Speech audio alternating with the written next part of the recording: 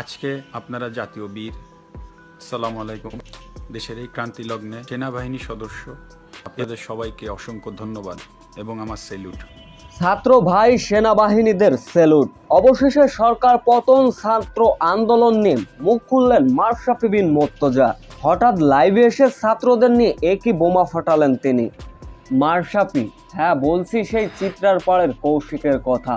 পায়ে বারবার অস্ত্রোপচার নিয়েও বাংলাদেশের একজন সফল ক্যাপ্টেন, সকলের আইকনিক স্টার, সকলের চোখের মনি ছিলেন। কিন্তু ছোট্ট একটা ভুলেই যেন সবকিছু এলোমেলো তছনছ হয়ে গেল।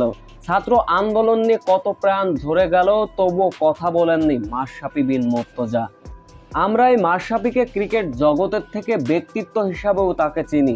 নড়াইলবাসীর জন্য যে কয়েকদিন এমপি ছিলেন, কি না করেছিলেন, কিন্তু তাকে আমরা কেউ একবার বুঝলাম না, তাকে কেউ বুঝতেও চাইলাম না কেন তিনি ছাত্র আন্দোলন নিয়ে মুখ খোলেননি। হয়তো উপর মহলের চাপের বশেও তিনি মুখ খুলতে বাধ্য হননি। তখন মুখ না খুললেও এখন মুখ খুলেছেন মাশরাফি বিন মুর্তজা। এক ভিডিও চিত্রতে দেখা যায় ছাত্র ভাইদের সেলুট জানিয়েছেন সেনাবাহিনীদের। সেই ভিডিও চিত্রতে দেখা যায় ছাত্র আন্দোলন নিয়ে আগে মুখ না খুলতে পারলেও দেশবাসীর কাছে তিনি ক্ষমা চেয়েছেন। আসলে এই ভিডিও চিত্রটি কতটুকু সত্য তা নিয়ে চলছে এখনো যাচাই বাছাই। সো ভিউয়ার্স, আমরা কি পারি না সেই ম্যাশ নামের মাশরাফিকে আবারও ক্ষমা করে ভালোবাসায় বুকে জড়িয়ে নিতে?